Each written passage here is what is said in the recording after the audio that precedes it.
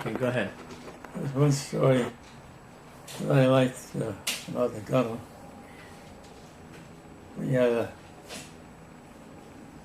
surface near Japan.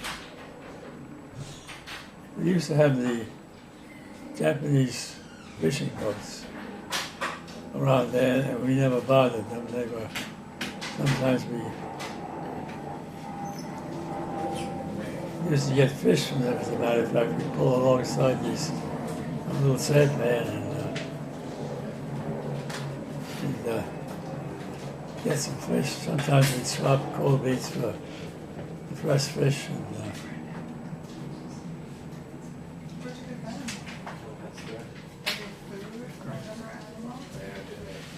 Go ahead. so we were told as it got closer to the war's end, we were told that those sampans were not simply little fishing boats anymore. They were outposts for information for the Japanese Navy. They were sending back information by radio on what was going on with American submarines out there. So the orders were, when they found a sampan, instead of being nice to them, sink every one we found. We saw a couple of sampans, a little bit larger than usual, but they were out there supposedly fishing. The captain said the surface, get the gun crew up there. We're going to sink those two sampans. We surfaced, got the gun crew up and started firing, and much to our surprise, two sampans took away the camouflage, and they had, each of them had a gun deck, and had a deck on, and a gun on deck, and they returned fire. So we were all of a sudden in a gun battle with two fishing boats that were about the same size guns that we had. It was obvious before very long that we were going to lose that gunfight, so the commanding officer gave the order to cease firing and dive. And the way he gave the order was just cease firing, dive. And that meant you don't stop and fool around, you just cease fire, dive, and run for the conning tower and get down out of there as quick as you can. Mike Cannavella was firing the gun. He was in the gun crew. The gun crew captain was Rudy Velle.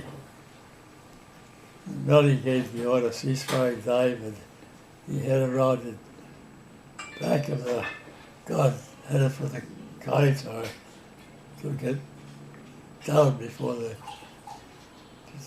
gun.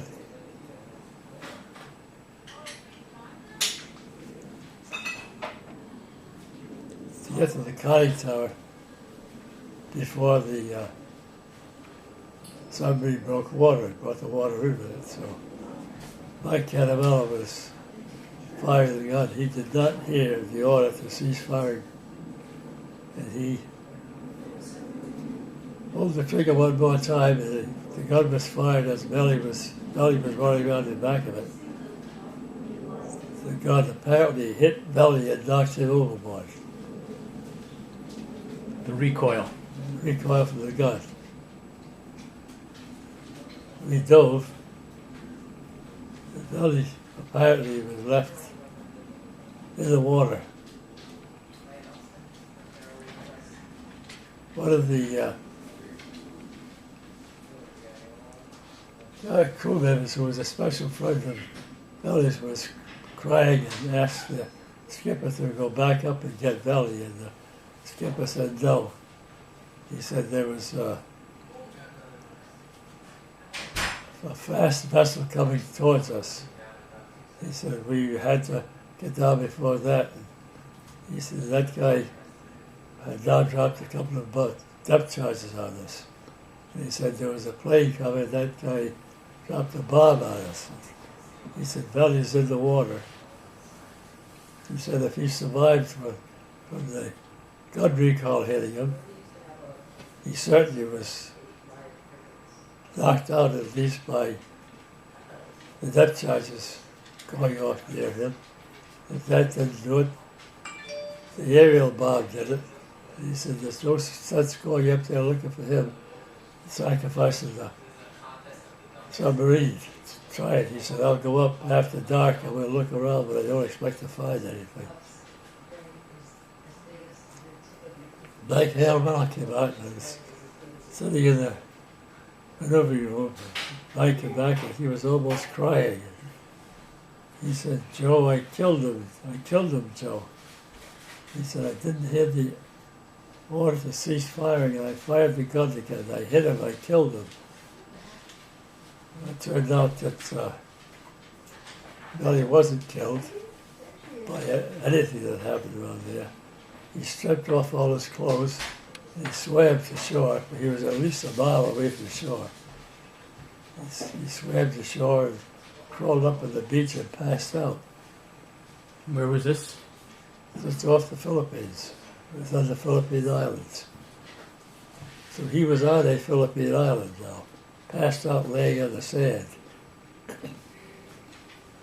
Some of the Philippine natives come out and saw him, picked him up and asked him who he was. He said he was an American submarine sailor. They didn't know whether to believe him or not.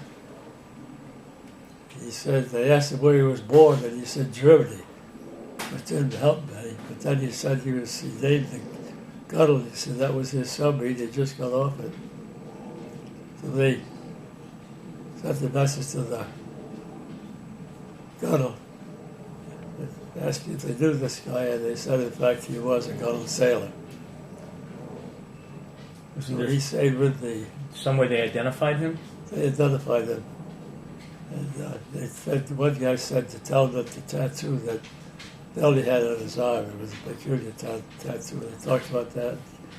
He did have that tattoo, so they kept him until he was rescued along with a bunch of flyboys.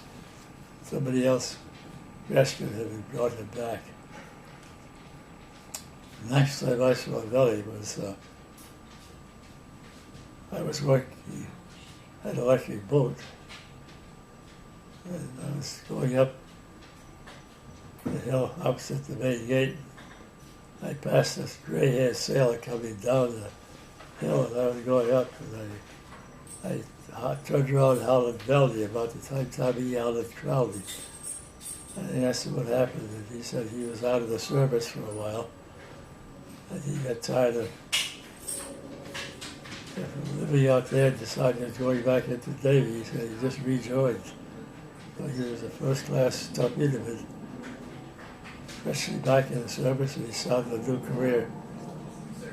Back and put his time in and done his duty on the nuclear boats, and he retired as a chief petty officer.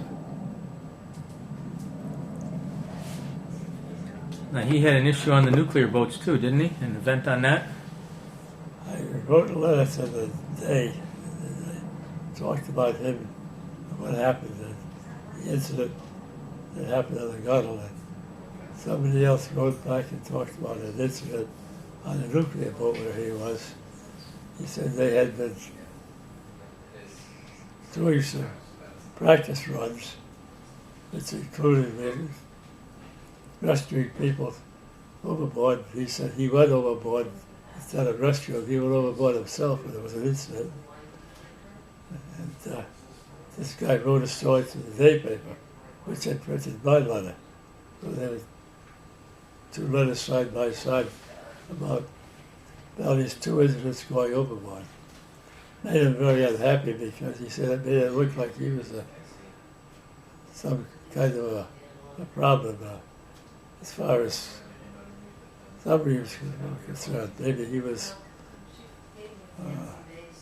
causing some problems. He made him very unhappy to see those two letters in the paper anyway. But he did put his time in, and he did retire as a chief petty officer. And he said, now when he was on the Philippines, he fought with the Philippine resistance?